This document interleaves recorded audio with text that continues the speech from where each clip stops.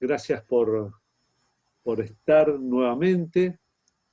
Disculpas por el miércoles pasado, yo tuve un inconveniente y lo que más me apena es que no saber cuál fue el inconveniente, pero me decía que yo no era el anfitrión de la charla, entonces no podía ingresar y no los podía admitir.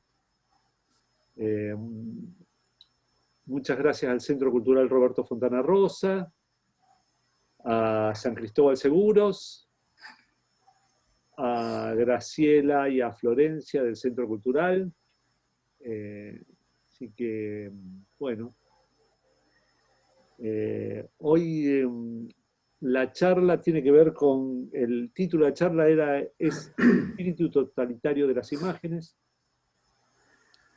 Y la idea es un poco, es charlar informalmente con Gustavo Galupo es un realizador y un ensayista, ya tiene 2 libros escritos, ya tenés, ¿no? En circulación. 2.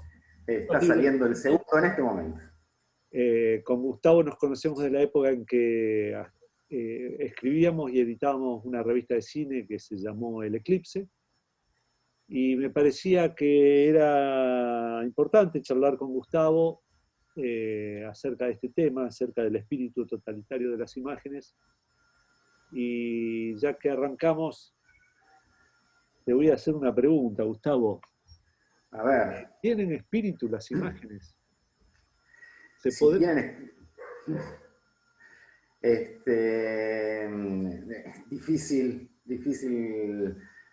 pregunta y difícil respuesta. Según que entendamos por la idea de espíritu, ¿no? Yo creo que en cierto sentido hay cosas que ponemos en las imágenes, que las dotamos a las imágenes con algunas propiedades, algunas actitudes incluso, pero que quienes ponen eso en las imágenes son quienes las hacen y quienes las ven, ¿no? La pregunta por las imágenes, toda pregunta por las imágenes tienen que ver fundamentalmente con cómo las hacemos y cómo las vemos. Si tienen espíritu, pueden tener, pero en tanto las estemos dotando de un espíritu, de una vitalidad, pero creo que todas esas características o propiedades de las imágenes tienen que ver justamente con esta cuestión más problemática de las imágenes, que no es las imágenes en sí mismas, sino el uso que se hace de las imágenes, ¿no? El uso que digo que tiene que ver tanto con el hacerlas, con el verlas, ¿no? Al verlas también se están usando o no usando las imágenes. Bueno.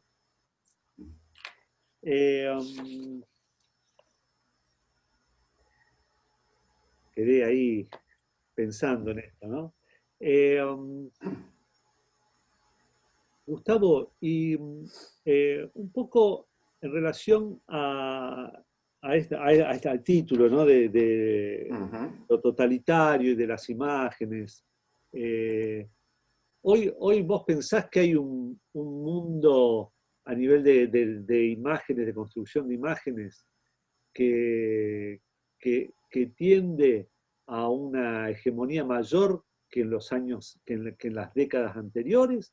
¿O cómo ves el mundo hoy en relación al mundo de las imágenes, estamos hablando, ¿no? Del cine, sí, de la televisión?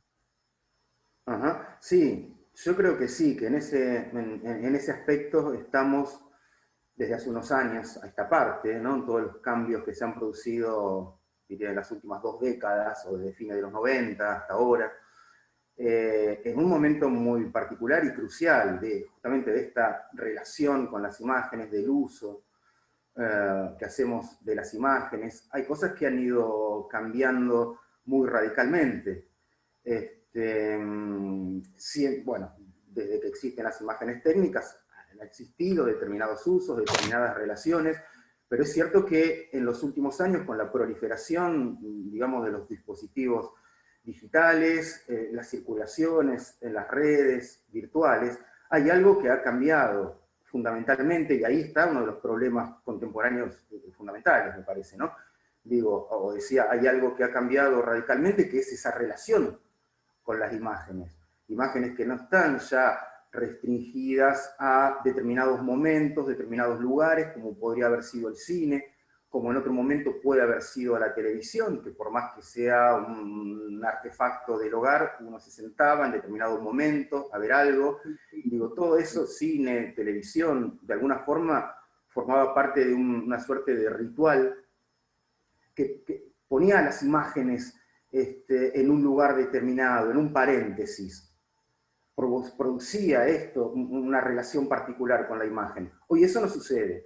Hoy las imágenes están en todos lados. A las imágenes las llevamos en el bolsillo, en un dispositivo portátil. Digo, ya no elegimos ni siquiera el momento para verlas. Las imágenes están.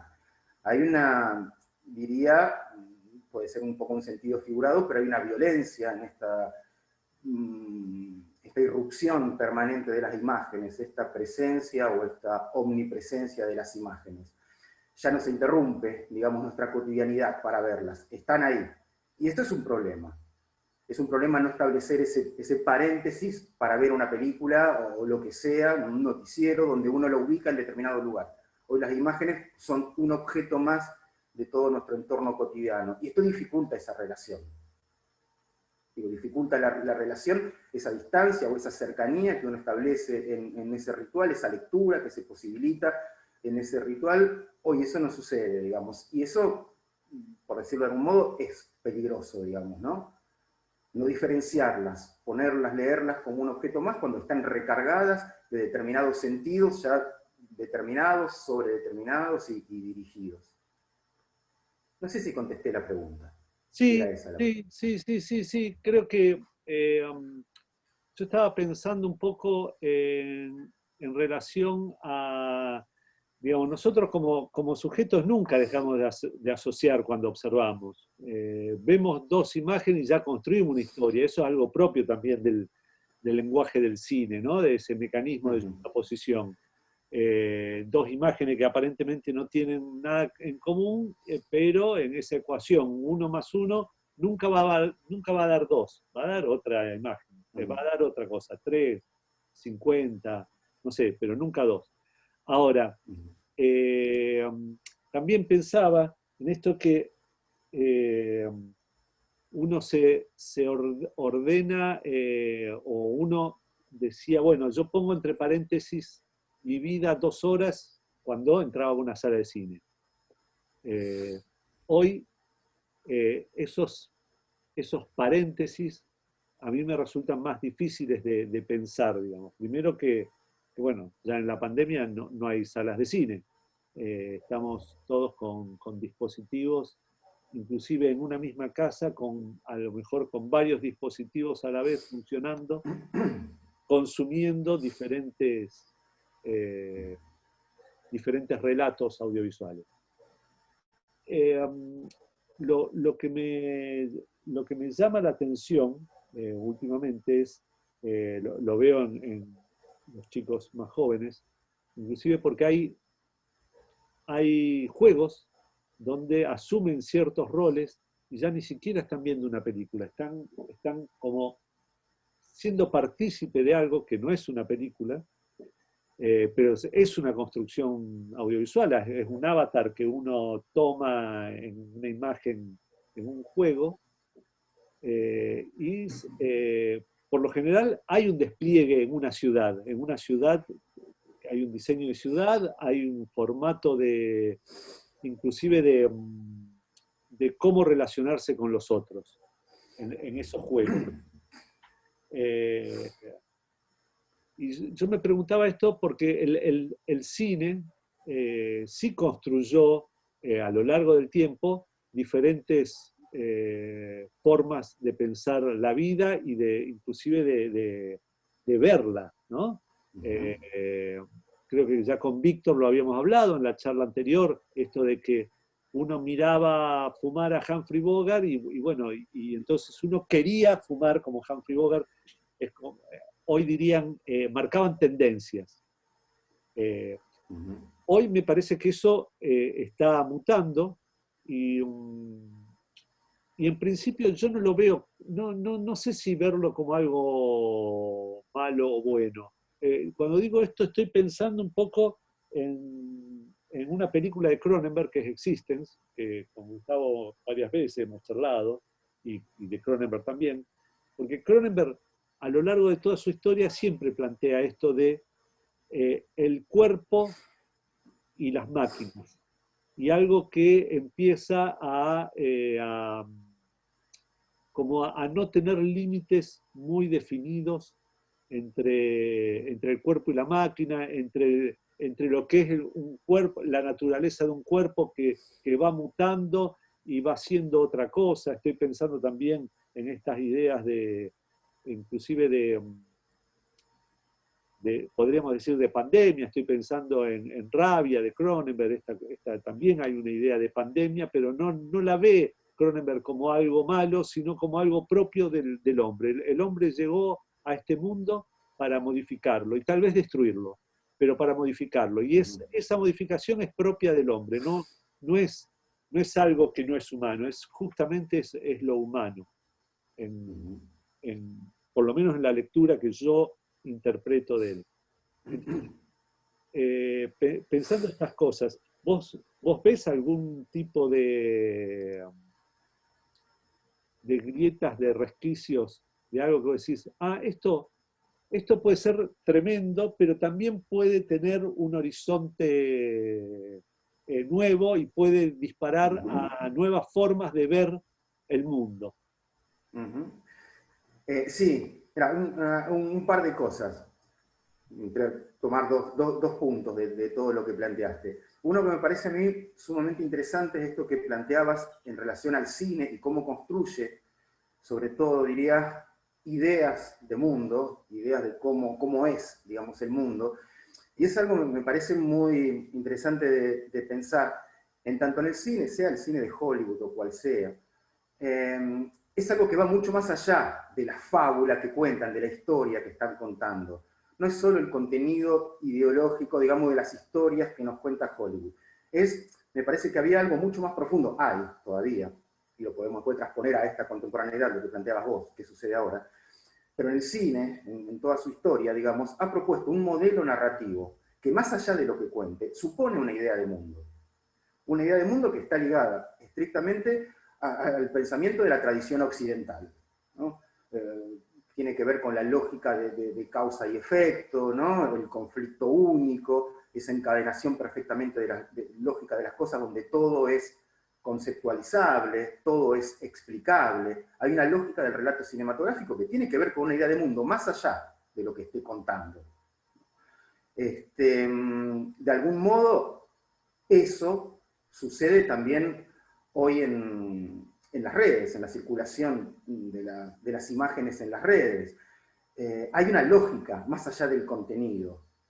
Hay una lógica en los juegos, hay una lógica en las redes sociales. Hay algo que obviamente, bien lo planteabas vos, está cambiando. Estamos, yo diría, como entre dos paradigmas distintos, ¿no? Paradigmas del sujeto, paradigmas del mundo. Uno que era el de la modernidad europea, claro, ¿no? Y otro que todavía no sabemos cuál es. Pero el sujeto mismo, hoy, cómo se piensa, es distinto. Hay una cosa que me parece interesante, que es ese cambio de la modernidad de aquel sujeto del siglo XIX, introspectivo, que se encierra a pensar, se piensa, se define, se escribe incluso, ¿no? En la literatura autobiográfica. Un sujeto esto que se piensa, un sujeto introspectivo. El modo en que hoy nos pensamos hacia el afuera, entre comillas, de las redes. Como hoy más los niños o las niñas, los jóvenes que se están formando de este modo, se piensan hacia afuera, inventando una propia imagen hacia afuera permanentemente. Ya no es ese sujeto introspectivo, sino que te haces hacia afuera permanentemente. Lo cual, como vos decías, y este era el punto que marcabas, tiene obviamente sus lados o costados o aristas positivas, como la liberación, ya no responder a ese núcleo férreo de la identidad, no descubrir que sos, sino hacerte permanentemente. Eso es como, puede pensarse como, me parece, un costado liberador de este modo de pensarse. Ahora, el problema, o uno de los problemas, al menos, que pensarse hacia afuera, hacerse permanentemente, reinventarse, reinventar la propia imagen hacia afuera, circula o está restringido a un funcionamiento mercantil como es el de las redes. Quiero decir, finalmente el publicarse tiene sentido, el publicarse en las redes, en tanto me reditúa cuantitativamente con visitas, con likes, y ahí hay un aspecto, me parece, muy jodido, por decirlo claramente, sobre todo en quienes se están formando ahora dentro de esta forma de subjetividad, ¿no? Esta cuestión del rédito, del beneficio cuantificable. En los juegos sucede lo mismo. La lógica de los juegos, los videojuegos, sea cual sea el videojuego, sea cual sea el contenido, sea un videojuego bélico o no, hay algo que tiene que ver con el recibir un beneficio cuantificable, puntos, ¿no? Que después te van a servir para comprar otras cosas. La lógica de estos funcionamientos es complicada. Tienen, como decías, como decía yo también recién, su costado, digamos, positivo. Entonces, si hay grietas, sí, hay grietas en todo esto. Quiero decir, si bien los aparatos, todos los que usamos, están pensados para algo que no es el uso que le damos, ¿no? Las cámaras de cine hasta el GPS, que es el cerebro de un misil inteligente, bueno, hay algo en su origen que habla un poco de cómo funcionan. Pero de todas formas no dejan de ser dispositivos o medios. Creo que como hablaba al principio de la imagen, todo depende del uso, de la conciencia que podamos tener de los usos que se hacen, de lo que permiten, más allá de lo establecido. Si hacemos lo que nos piden que hagamos, que es lo que hacemos habitualmente, el funcionamiento ya preestablecido de estos aparatos va estableciendo esta subjetividad. Ahora, si tomamos conciencia de eso, podemos inventar otros modos, ¿no? Como decía Foucault sobre su moral. ¿Cuál es su moral? Bueno, rechazo, curiosidad e innovación. Todo lo dado, todo lo normalizado, en las palabras de Foucault, bueno, eso de cierto modo hay que rechazarlo y curiosear un poco por otras posibilidades que nos son negadas o invisibilizadas, y de ahí buscar cierta innovación. Creo que la brecha, los intersticios, no sé si tanto están, sino que hay que hacerlos, y está la posibilidad de generarlos permanentemente.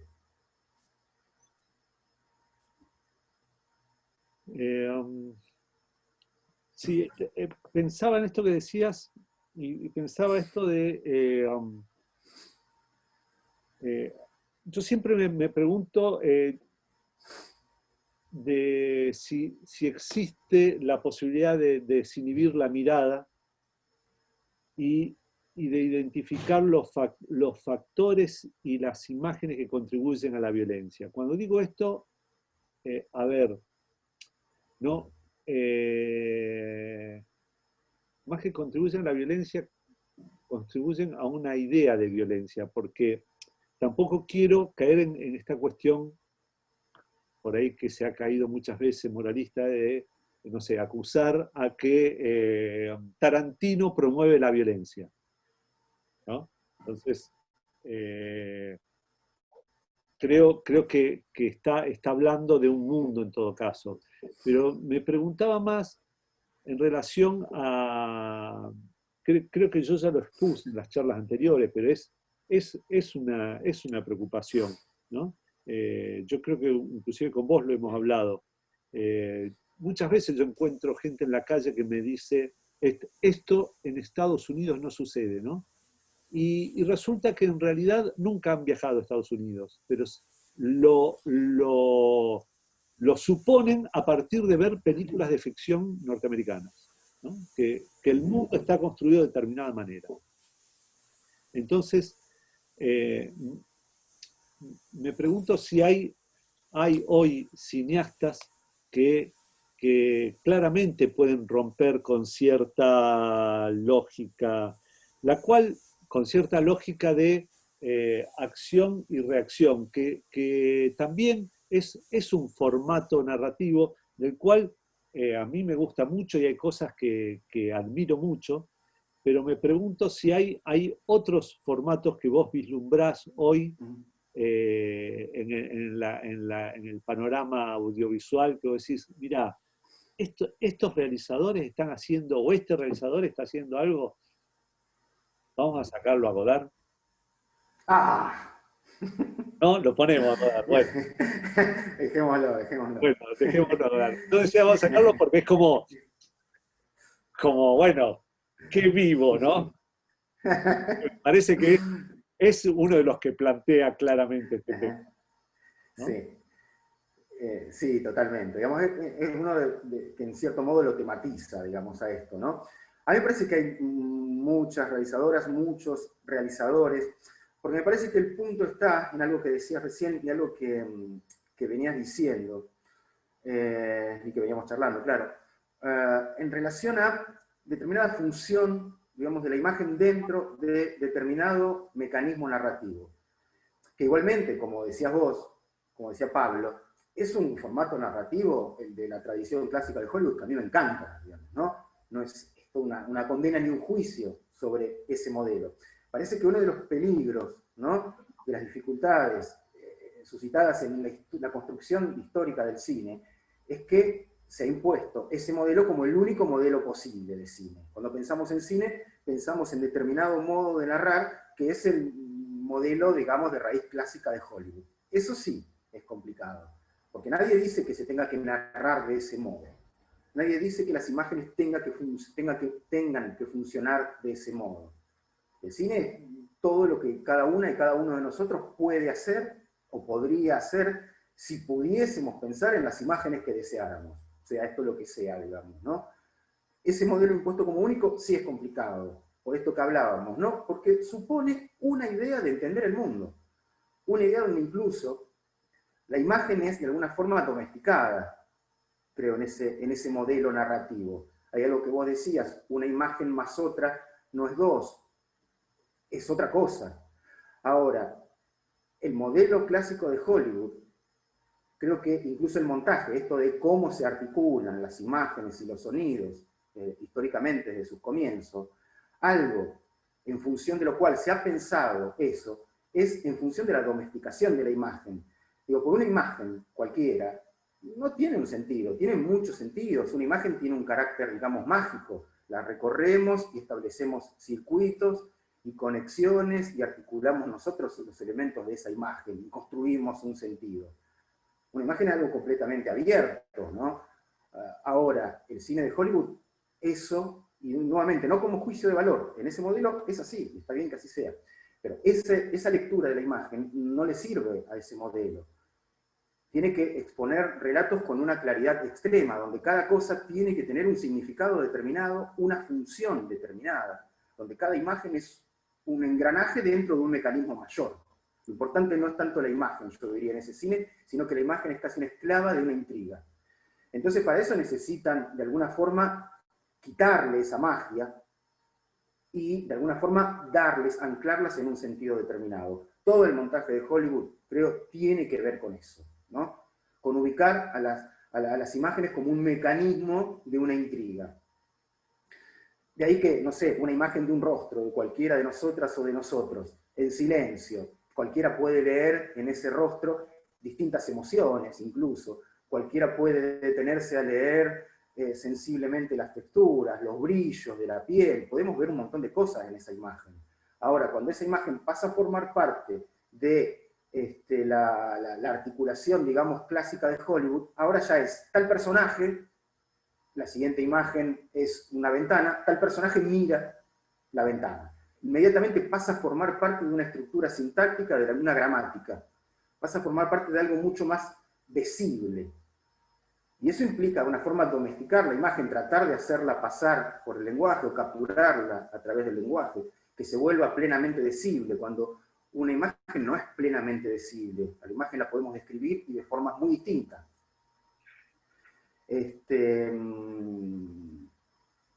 Pero no sé, ahora me perdí yendo por este lado, no sé qué era, a dónde íbamos con esto, porque no era la pregunta esta, no era No, el no, no, planteo. está bien, está bien. La violencia, eso supone, voy a hablar de violencia, bueno, esto supone, ya en un sentido un poco figurado, pero esta lógica de la imagen, podemos pensarlo en los términos de una cierta violencia, y volviendo otra vez a la idea de la tradición, digamos, del pensamiento occidental. ¿No? Una cierta violencia en el sentido de que esta forma de entender a la imagen supone una forma de entender al mundo donde todo es reductible a una función, donde las cosas no son susceptibles de contener aún un secreto, un misterio, un enigma. O sea, las cosas dejan de ser otra cosa y pasan a ser algo absolutamente comprensible, explicable, interpretable. Esto pasa con la imagen como pasa con la relación con las cosas. Digo, responde un poco a esa lógica. Eso desde alguna perspectiva supone una violencia, porque se está negando a la imagen o a las cosas como otra cosa que yo no puedo conocer plenamente. El darle un sentido pleno a la imagen, un significado pleno, supone de alguna forma cierto ejercicio de violencia, otra vez, entre comillas, un sentido figurado.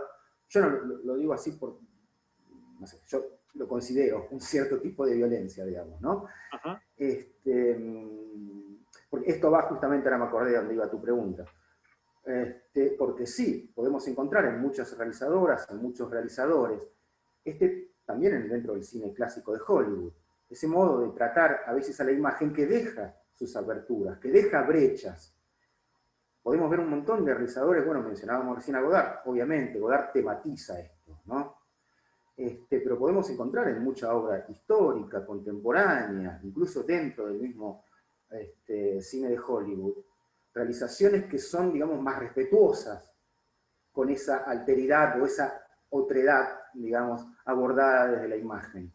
¿Respetuosas en qué sentido? Permitiendo que haya huecos, brechas, intersticios, haciendo claro que la imagen no puede totalizar el sentido de las cosas, que la imagen tiene que ser, por el contrario, una estructura abierta, que suscite en todo caso la reflexión, pero que no proponga una afirmación permanente por sobre las cosas.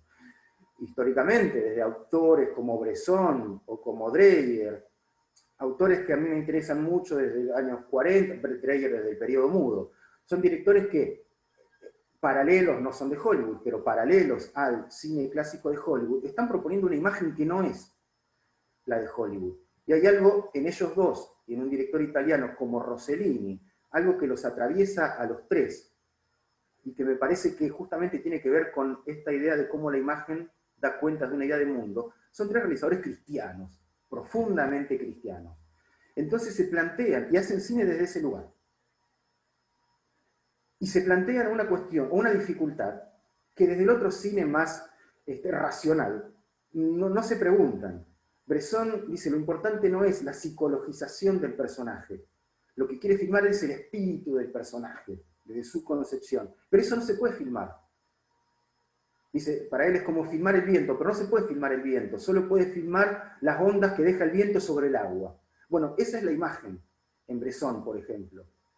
Las consecuencias, los efectos de algo que no se puede filmar. Entonces, esa imagen, en esas películas de Bresson, de Dreyer, de Rossellini, pensadas desde cierto cristianismo, pensadas desde cierta espiritualidad, entienden los límites de la imagen, entienden los límites del cine. Parten de que el cine no puede totalizar, no puede significar plenamente a las cosas, porque hay algo que está más allá. Conciben algo que me parece fundamental, la idea de un exterior, de una exterioridad. Hay algo que está más allá de la imagen. Eso es un respeto, digamos, por el mundo, diría, por las cosas del mundo. Es otra mirada, que en este caso, está bien, viene desde una mirada cristiana, pero eso da cuenta de esta mirada desde cierta religiosidad, cómo supone otro modo narrativo, otra imagen, ¿no? Ya, sí, sí, sí, sí, sí. Inclusive pensando en la religiosidad y volviendo a la sala de cine, eh, hay algo de comunión y de comunidad que me parece que se da en una sala de cine que se pierde en los dispositivos al ser algo más de consumo individual.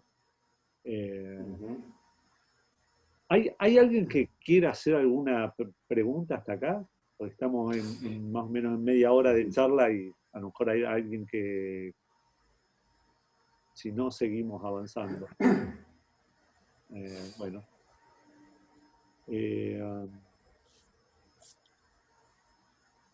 Dijiste esto de los límites del cine. Eh, y pensando en los límites del cine, pienso en algo que sigue Godard rondando esto, que es la muerte del cine, ¿no? Godard plantea varias veces, y creo que en forma ambigua y ambivalente, ¿no? De la muerte del cine, que por otro lado creo que es uno de los grandes temas del cine, justamente la muerte. El tema de la muerte, hay algo ahí de, de perpetuar a través de una imagen algo que sabemos que ya no existe más.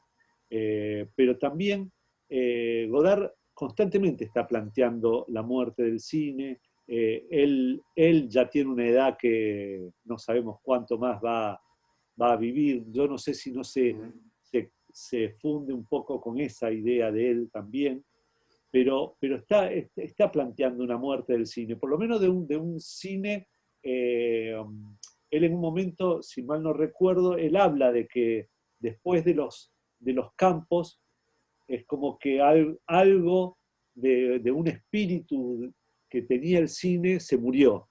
Eh, y que en todo caso el que encontró algo nuevo fue Rossellini.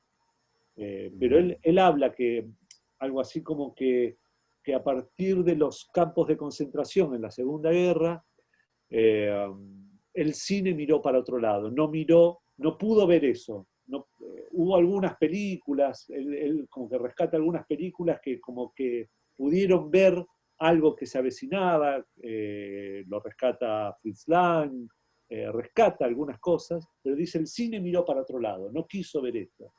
Y el que ve, el que empieza a ver algo de esto, de alguna manera es Rossellini y el cine italiano, que a su vez es el cine de los que perdieron la guerra.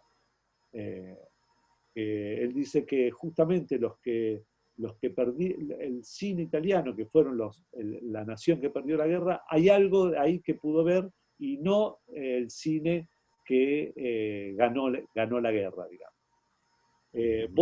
¿Vos ves algo de esto en relación a esto de la muerte del cine? ¿Vos ves algo de esto de la muerte del cine? ¿Algo de esto se está dando o se da?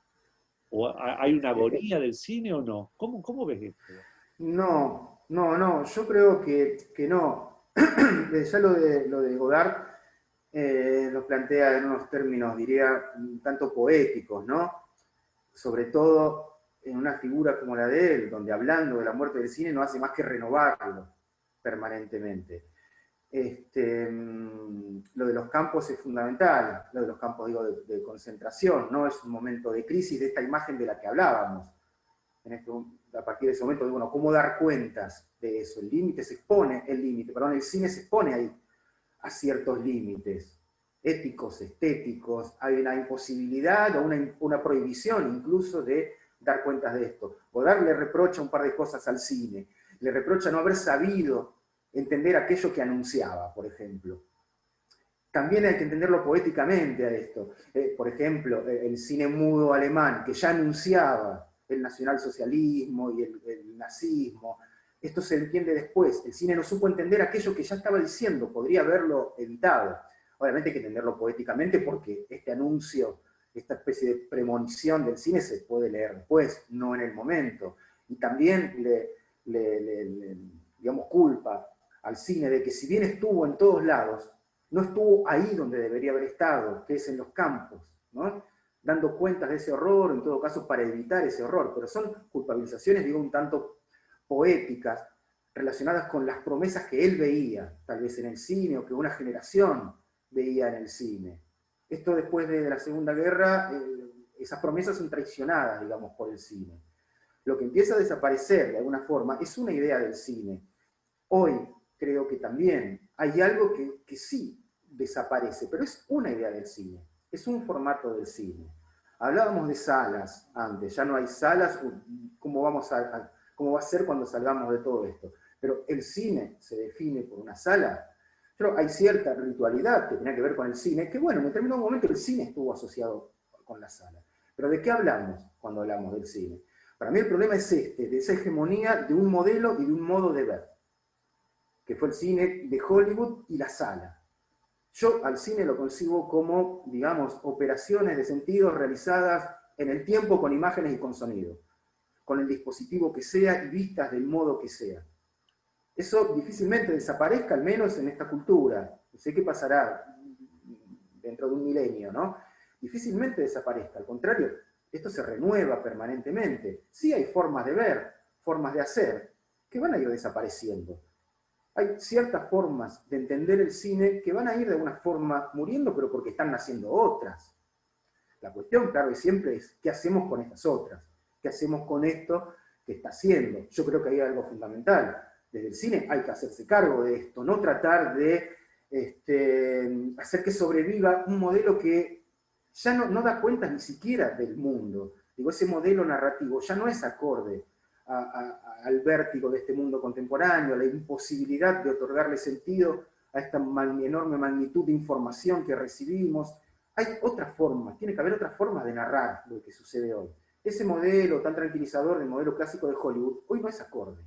Yo creo que hay que repensarlo, ¿no? Y repensar y encontrar justamente esas brechas, esos huecos en estas tecnologías que están apareciendo. No rechazar esto y decir, no, la posta es la sala, aquel cine, no. Hay que pensar el mundo contemporáneo en relación a lo que hay, buscar las brechas y los huecos, ¿no? Y las fisuras ahí en esto que hay.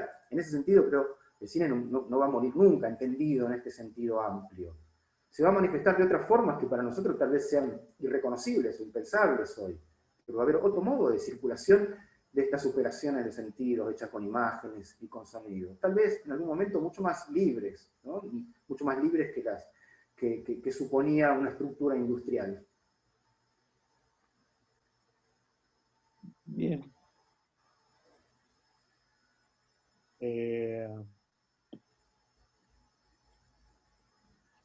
No sé, por mí, no estoy diciendo que lo hemos agotado, pero un poco era esto lo que quería que vos expusieras.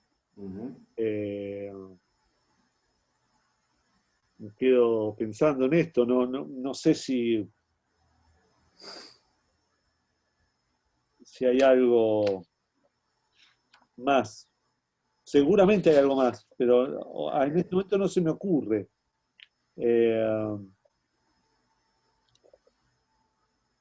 Porque tocamos un poco los temas, los límites, la hegemonía, el modo de ver, la muerte,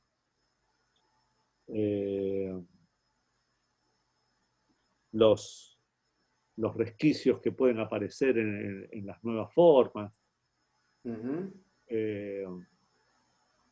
Hay una pregunta acá en el chat. No soy muy diestro en el uso de estas plataformas. Ahí lo vi, Sandra está preguntando.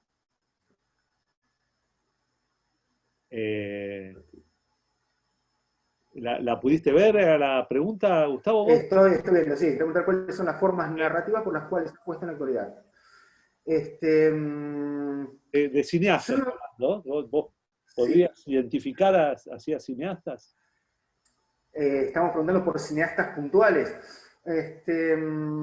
Podría mencionar algunos. De todas formas, yo no hablaría de formas narrativas como ejemplos, digamos, de lo contemporáneo o de lo actual. Quiero decir, a mí me parece que hay un cambio, debe haber un cambio en todo esto, de pensar a la imagen en relación a determinados horizontes. Digo, pero para mí, cada película de cada realizador me interesa sobre todo cuando son pensadas como parte de un proceso, que justamente tiene que ver con romper esa totalización, esta película que da cuentas de algo por completo. A mí me parece que la imagen pensada desde los límites, el cine pensado desde los límites, el cine pensado desde su fracaso ineludible, incluso en su intención de relacionarse plenamente con las cosas, el cine que tiene conciencia de ese fracaso y que se propone como una experiencia de descubrimiento sin resolución. ¿no? El cine o la imagen pensadas como una experiencia de acercamiento, como la posibilidad de aproximarse o de contar, de mantenerse, diría, al ras de la experiencia o de la vivencia, sin explicar, sin interpretar, ¿no? Sin interpretar completamente, es imposible no interpretar, claro, ¿no? Pero me interesa el cine, digamos, además del cine clásico, pero como imagen contemporánea que se pregunta por esto, que se plantea el horizonte de la imagen, una búsqueda de la imagen. Hay mucho de esto que podemos encontrar en ciertos campos del cine experimental. Hay mucho, me parece que lo más interesante pasa en el documental. Parece que la ficción, la estructura narrativa de la ficción no han logrado todavía encontrar modelos narrativos acordes a la contemporaneidad. Parece que el documental es donde más está esta pregunta, ¿no? El documental ensayístico, sobre todo, aquel que justamente plantea o reinterpreta lo documental desde la pregunta y no desde la afirmación, como desde hace tiempo lo han hecho Farocchi, Agnès Varda incluso, este cine en primera persona, digamos, abocado a la experiencia de la relación con las cosas.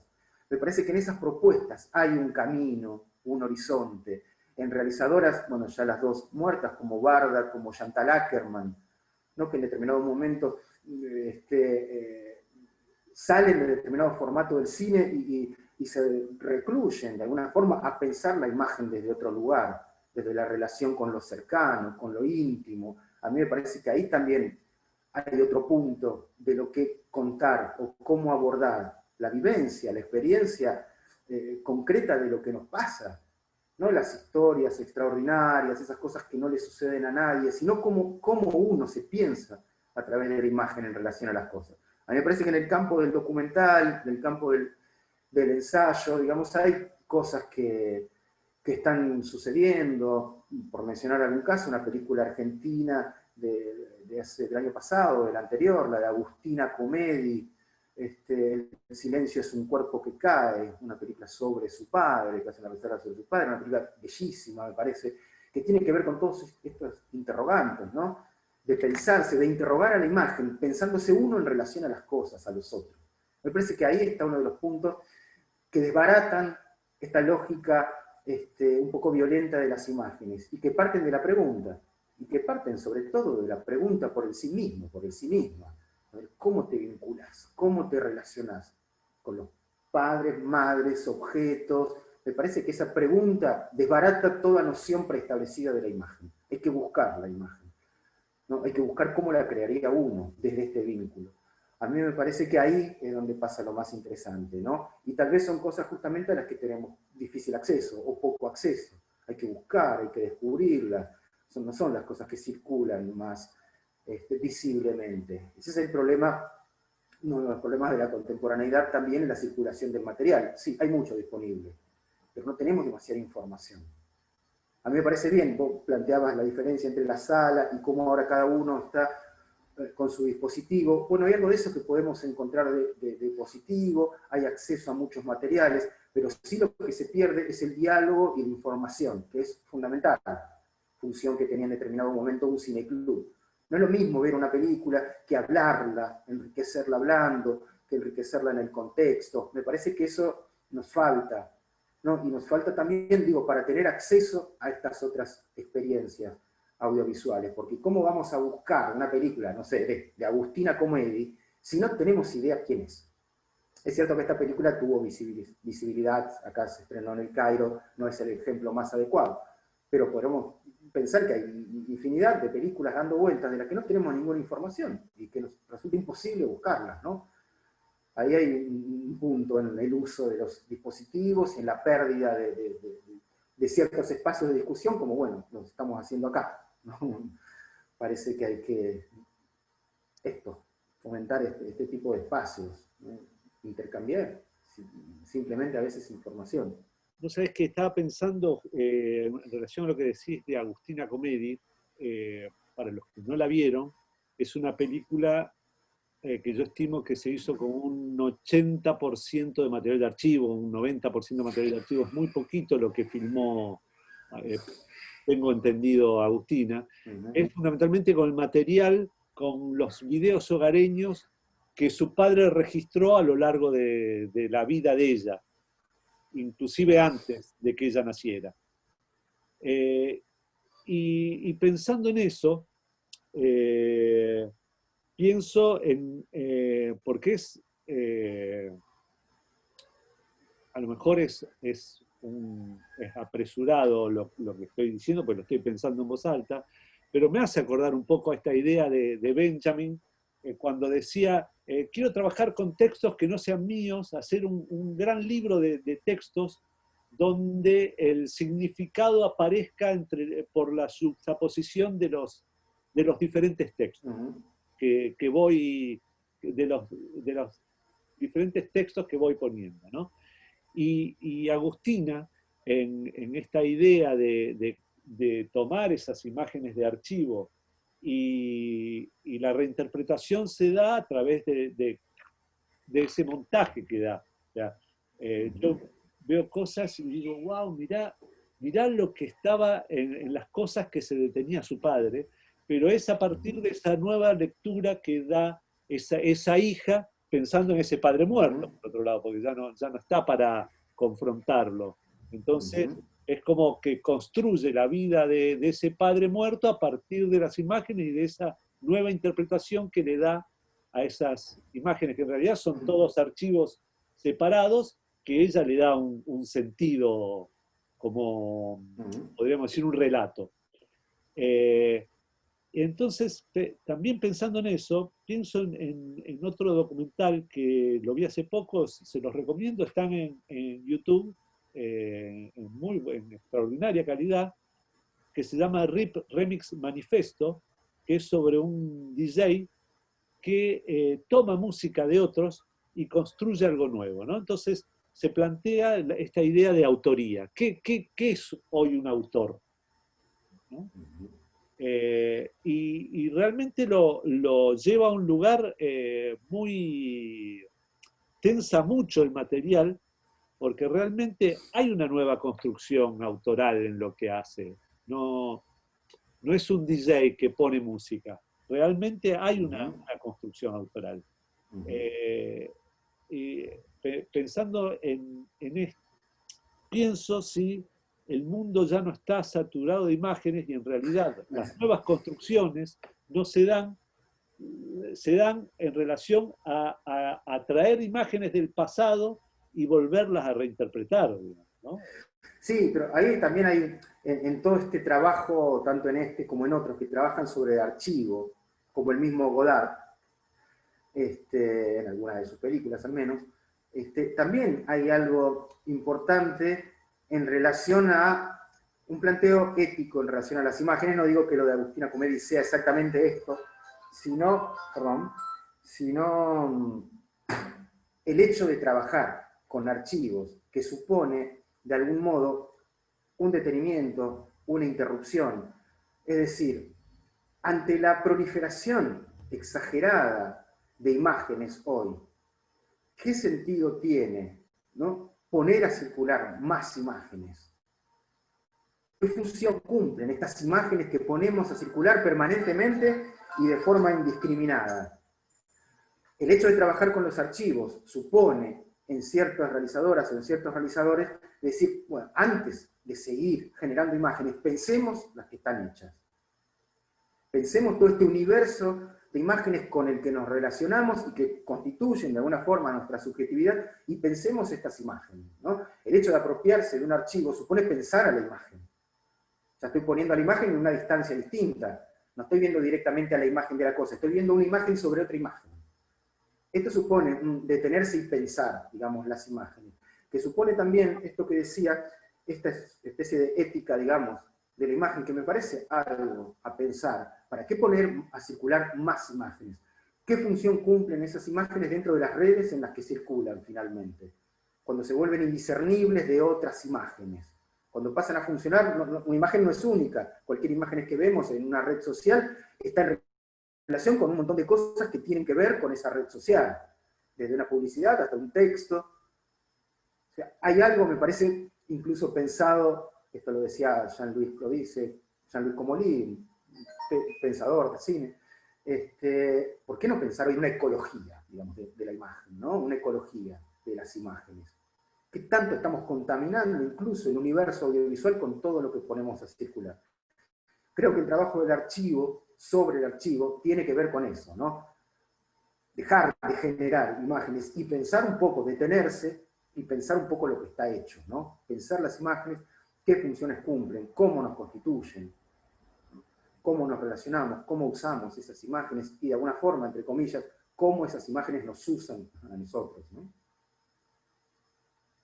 Y en relación a eso, ¿se te ocurren otros cineastas así que en los últimos años que vos decís, ah, mirá el trabajo de... Uh-huh. Desde distintas perspectivas, ¿no? Digo, no estoy planteando una línea en particular, sino ciertas perspectivas sobre la imagen. Hay muchas y muchos que en los últimos años, ¿no? Me parece que constituyen pequeños acontecimientos, al menos dentro del cine, como sobre todo la línea más documental de Naomi Kawase, una directora japonesa, que tiene muchas ficciones hechas, pero también toda una línea autobiográfica, que me parece muy hermosa. También sus películas de ficción, ¿no? Pero me parece muy, muy lindo el trabajo que hace sobre su abuela, varias películas sobre su abuela, sobre la búsqueda de su padre también, un tema similar al que hablábamos recién. Me parece también muy interesante la propuesta de un director de Tailandia, como, bueno, impronunciable, Apichatpong Weerasethakul, no sé cómo se dirá, ¿no?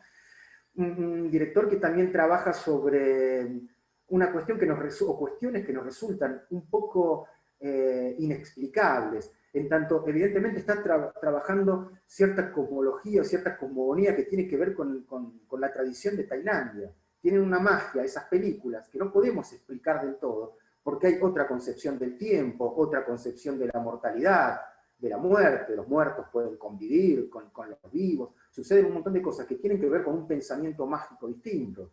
Diría en ese sentido, más cercanamente, las películas de Paz Encina, de Paraguay, como Hamaca Paraguaya y Ejercicio de Memoria, tienen que ver con ese pensamiento mágico incluso. Mágico en tanto están pensando en otros tiempos, en tiempos cíclicos, otra convivencia de lo viviente y lo no viviente, otro indiscernimiento entre esas separaciones, ¿no? Paz Encina me parece también una cineasta con 2 largometrajes y mucho trabajo en video, instalaciones sumamente interesantes. Hay otro director muy nuevo, sí, de China, que me resultaron fascinantes sus películas, tiene 2 nada más hechas, se llama Gang Bi o Bi Gang, no sé cuál es el nombre, cuál es el apellido. Hizo una película que se llama Kylie Blues y otra que se llama Largo Viaje hacia la Noche, que esta está en Netflix. Son películas que también trabajan, me resulta interesante siempre esto, ¿no? Cuando están trabajadas desde una concepción de mundo particular. En las películas de él, en un momento entramos a un tiempo y un espacio que no es el espacio y el tiempo lógico de nuestro pensamiento. No lo podemos explicar desde nuestras concepciones, hay que tomarlas con esa distancia poética, ¿no? Que supone la imposibilidad de explicar por completo. Las 2 películas de Gang Bi, o Bigan, parecen maravillas como experiencias cinematográficas y contemporáneas, ¿no? Incluso como dato anecdótico, o no tanto, pero las 2 películas tienen una misma estructura. La segunda parte de la película, estamos hablando de casi 1 hora, están hechas con un solo plano, o sea, un plano secuencia entero que atraviesa un montón de tiempos y de lugares y de situaciones. Y en las 2 películas eso coincide con movimientos de momentos de llegada del personaje a un lugar, 2 lugares distintos en cada una de sus películas, obviamente, donde hay otra temporalidad, otra noción del espacio, de la memoria, ¿no? Son películas todas estas que trabajan mucho la relación de la imagen con la memoria, cosa que también Godard, desde el 2001, con su película Elogio del Amor, está marcando la desaparición del cine, de lo que hablábamos recién, porque la imagen ya no tiene memoria en el cine. Dicen, sin memoria no hay imagen. La inmediatez, el vértigo de la imagen contemporánea constituye cierta autonomía de la imagen que la desliga de la memoria o de la pertenencia a una historia. Y como ejemplo, incluso Godard utiliza la lista de Schindler. Esa representación de un pasado fosilizado, superado. Para Godard la imagen tiene que desarmarse a través de su relación con la memoria. Dice, no hay imagen sin memoria. Y lo más hermoso que dice en esa película es la imagen como el amor y como la resistencia, ¿no? Porque está hablando de la resistencia francesa también en esa película. La imagen, el amor y la resistencia no existen sin memoria.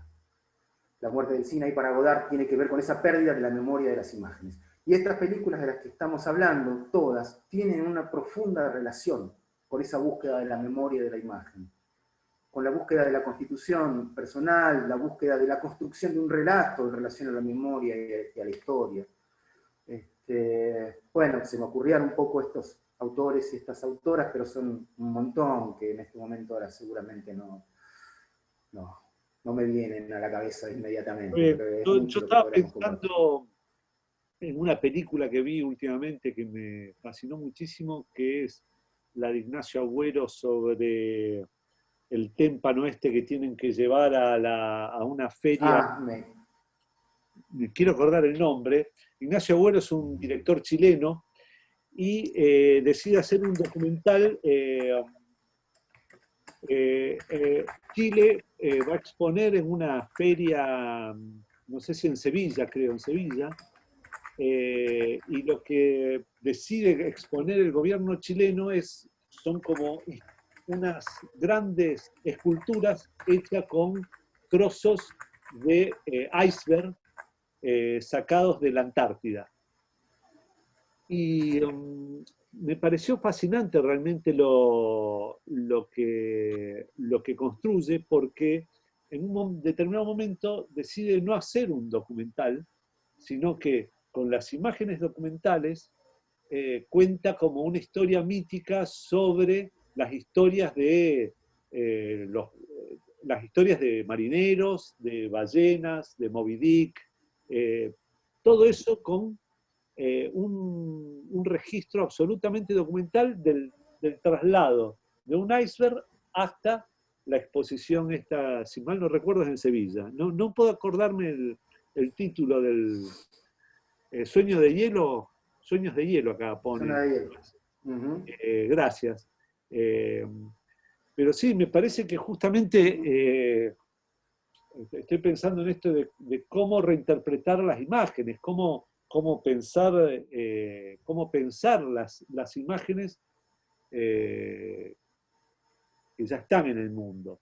Volver a pensar estas imágenes que están en el mundo, de alguna manera. Liberarlas incluso. Digo, este ejercicio de la apropiación, ¿no? Tiene que ver con sacarlas de ese lugar al que pertenecían y dentro del cual tenían un sentido, un significado determinado, y ponerla en una relación abierta con otras cosas, donde la imagen da cuenta de la posibilidad de constituir otros sentidos, ¿no? Tiene que ver con esto de liberar, de devolverle cierta potencia a la imagen, digamos, quitarles poder y devolverle cierta potencia, cierta posibilidad de decir, de apertura, un poco a lo múltiple más que a lo determinado. Es siempre el gesto de apropiación en el cine, de trabajar sobre o a partir de imágenes ajenas. Digo, es un gesto fundamental de repensar el cine, la imagen, de repensar otra vez cómo nos relacionamos, cómo las imágenes actúan sobre nosotros. Es un gesto fundamental histórico, ¿no? Entre toda la historia del cine experimental, documental, ensayístico, se ha pensado, ¿no? El uso, digamos, del archivo, con lo que supone además, esto que es algo que vos mencionabas, en muchos casos, no en todos, pero con lo que supone además como cierto gesto de ilegalidad. En algunos casos, digo no en todos porque en muchos casos se pagan los derechos, pero en muchos casos, sobre todo en el cine experimental, no se pagan los derechos. Y ahí también hay un gesto que a mí me parece importante en relación a la circulación de las imágenes, ¿no? ¿Por qué no? Apropiarse y resignificarlas. Bueno, no sé si hay alguien que quiera decir algo. Estamos ya en una hora de charla. Si nadie quiere preguntar, vamos a ir cerrando.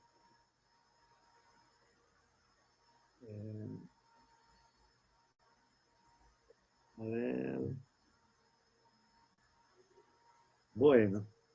Gustavo, ¿hay algo con lo que quiera cerrar? Si no, por mí ya está, ¿eh? No se me ocurre nada, nada más, nada que me haya quedado pendiente.